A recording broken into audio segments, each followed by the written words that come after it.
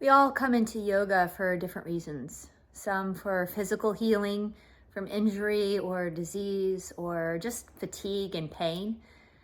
Some of us come to yoga to help clear our mind and get more settled and stable in our emotional and psychological selves. And some of us come to yoga for the spiritual undercurrent of making what seems so intangible more tangible, more accessible through the practice of harnessing our mind and our breath and our body to discover deeper and deeper, more subtle layers of our being. And at Keller Yoga, as we go through our teacher training programs and just our general classes, there is an emphasis on using the asana, which are the postures, using the mindfulness, the focus and attention of our mind, using our breath and our pranayama, our breathing techniques, to not just feel better in our body, though that is a benefit, not just to feel stronger, though it is a benefit, not just to feel more at peace, though that is a benefit. When we start anchoring our attention into subtler elements of our being, we start to find that there's a storehouse of energy, of potential, located right here in the space our body occupies, located right here with every breath in this present moment. And the tools to access that are our very own being, our body, our attention, our breathing, our nervous system, our brain. These are the tools that we have to access that. But a lot of times we just don't know that. We're using our body to do work out there rather than realizing our body is also a locus of consciousness, of energy, of prana, to explore realms that are not just in the outer world, but in an inner world, and to explore those spaces that are talked about in all the great religious traditions and in all the great ancient yogic texts, that there is a place inside of you that is the abode of bliss, of energy, of vitality, of enthusiasm, of peace, of power.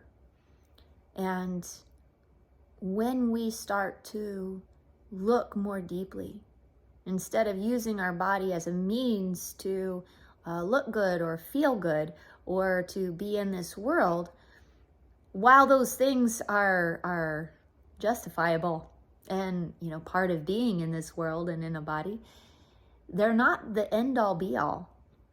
And in fact, in the tradition that I was taught via the Himalayan Institute, we say that when you've been practicing asana long enough that you feel really good in your body and stable in your mind and an emotional state, that's really just the beginning. A lot of times people say that's the end, that's the purpose of why I'm doing yoga, is to just feel better. But in our tradition, that's actually just the beginning point of taking our experience way deeper and way subtler, and letting that spark really light up our lives and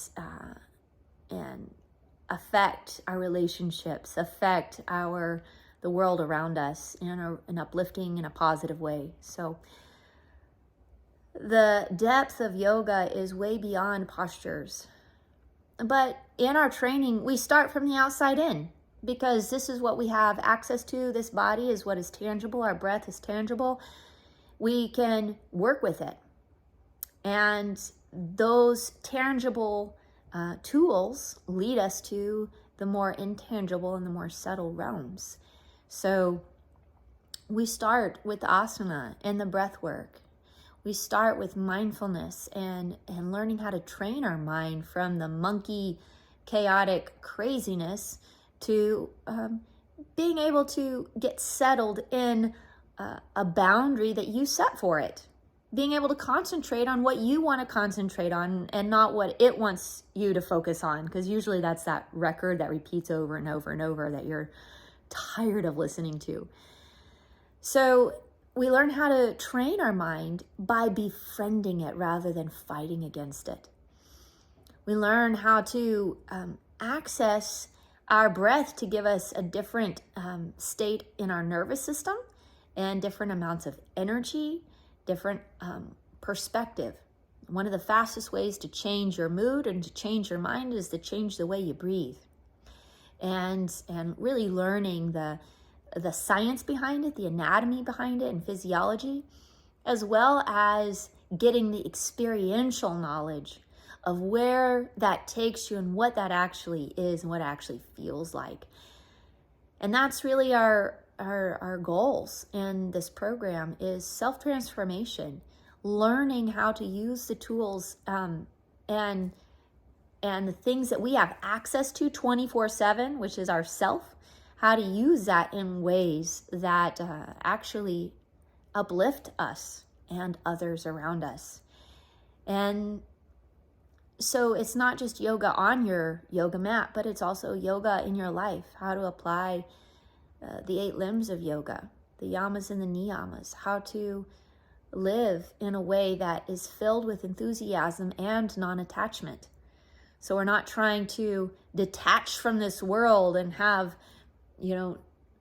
like I am aloof or apathetic, but have a detachment in the sense of deep, deep compassion and a trust that we can do our very best, and sometimes we don't know what's best.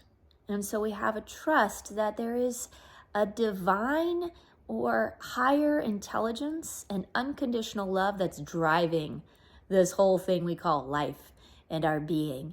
And so we develop that trust through our practice, and we develop our practice through our trust, and that starts to grow and build on each other, on itself. And in this way, we help to change the world. We help to see things in a new way and maybe have clarity of mind and discernment as to better choices that we can make as an individual, as a family member, as a community member, as a human being. And that's what this whole ProjectYOU is about. It's anchored in tradition, in a living tradition with teachers, with experiential wisdom and scientific basis, understanding, background. So I hope you'll join us. Come to the classes. This is what the classes at Keller Yoga are really about. And join us for the program, because the program takes us deep. And it's one of the best things that I could have done in my life is to work with the teachers that I've worked with and worked with the students that I've gotten to work with, and allow this program, even though I am a facilitator of it, I am also a student of it, because it transforms me every single time. Becoming a teacher is really just a different way of becoming a different type of student, because in every moment we're learning and we're growing and exploring vast realms. There's vast realms of science and spirituality and mind and body anatomy. So here we are. We're about to start our next program, and I look forward to it. I'm ecstatic, and I hope you'll join us.